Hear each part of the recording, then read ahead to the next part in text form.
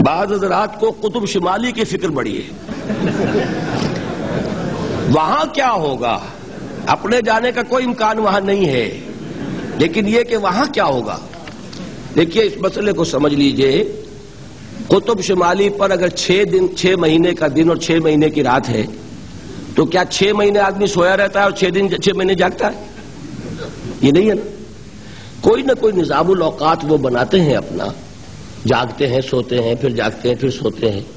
اس کے ساتھ ہی کوئی نظام الاوقات بن سکتا ہے، جہاں ضرورت پیدا ہوتی ہے اس کا حل نکل آتا ہے۔ چونکہ صحابہ کرام کے زمانے میں ضرورت نہیں تھی تو ہمیں قرآن میں حدیث میں تو اس کا حل نہیں ملے گا۔ میں نے آپ کو بتایا تھا کہ حضرت معاذ بن جبل سے حضور نے کیا فرمایا تھا جب یمن کا گورنر بنا کے بھیجا، کوئی مسئلہ سامنے آ جائے پہلے قرآن، اس میں نہیں ہے پھر حدیث، اس میں بھی نہیں ہے تو پھر اجتہاد کرو، اجتہاد کرنا ہوگا۔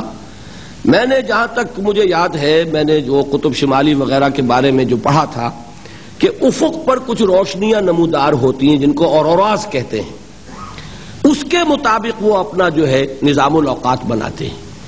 اگر یہ صحیح ہے تو اس کے مطابق بن جائے گا، اگر یہ نہیں بالفرض تو یہ معاملہ جو ہے اجتہاد علماء اس پر کریں۔ اور میں یہ کہتا ہوں کہ آج یہ مسئلہ پیدا ہوا ہے تو آج ہمارے پاس کمیونیکیشن کے وسائل اتنے ہو چکے ہیں کہ اگر کوئی شہر چاہے تو مکے کے ساتھ اپنا نظام بنا لے، مکے کی فجر کے ساتھ فجر پڑھے، مکے کی عشاء کے ساتھ عشاء پڑھے، وہ مشکل کام ہے؟ تو یہ چیزیں ہوں گی علماء کے سوچنے کی، اجتہاد کرنے کی۔ آپ خام خواہ دبلے ہو رہے ہیں، آپ ان معاملات کو جب آپ پر آئے اس پر سوچئے۔